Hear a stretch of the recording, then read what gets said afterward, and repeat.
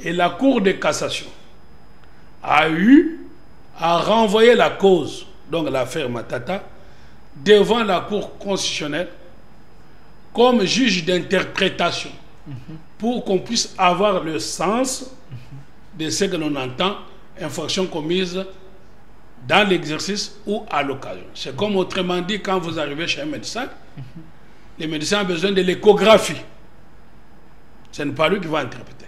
Et donc, la Cour de cassation n'est pas compétente pour interpréter la Constitution. C'est comme il va envoyer à la Cour constitutionnelle pour une bonne interprétation. Et heureusement, ça coïncide, cette fois-là, avec un autre Dieu donné, Kamouleta, siégeant en interprétation, va considérer que l'interprétation de la formule entraîne que M. Matata, pas je vous vois pressé, je vais faire vite, entraîne que M. Matata puisse être justiciable comme ancien Premier ministre devant la Cour constitutionnelle. Merci. C'est comme ça qu'on a eu les deux arrêts. Je vais finir. Souffrez que je finisse. Si vous allez vite sur des choses complexes, les gens ne vont pas comprendre. Le temps, quand j'ai fini ça, je crois que je n'ai plus rien à dire. Bon, voilà. Donc, de cette interprétation-là, ça a entraîné que M. Matata puisse revenir à la barre. Maintenant, on vous dit par M. Nyabirungu encore une hérésie. Il vous dit que l'article 168 interdit qu'on ne puisse pas revenir deux fois sur la même chose. C'est ce qu'on dit dans l'adage latin, non bis in idem.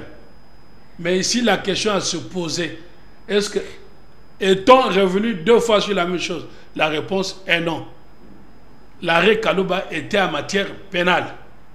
Alors que l'arrêt Kamouleta, ce n'était pas en matière pénale, c'était en matière d'interprétation. Pour dire qu'on ne peut pas revenir deux fois sur la même chose, il y a trois conditions. La triptyque. Et ça, c'est bon à savoir pour lui. Parce qu'il aime les droits. Il faut que ce soit même parti, même cause et même objet. Ici, la cause en matière pénale, c'est Bokangolonzo.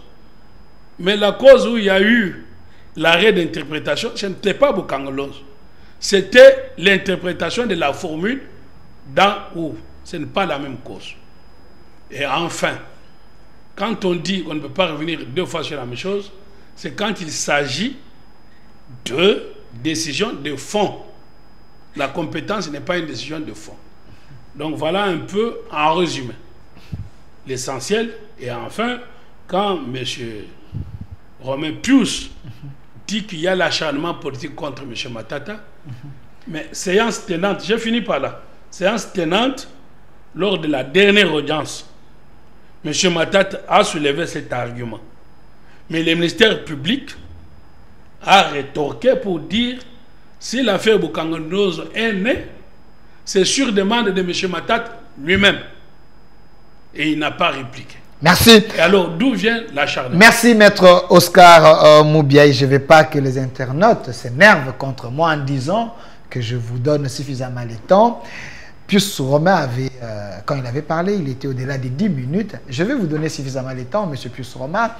Et je salue la présence de maître Joël Kitenge. Vous m'avez demandé de le chercher. Il est ici avec nous.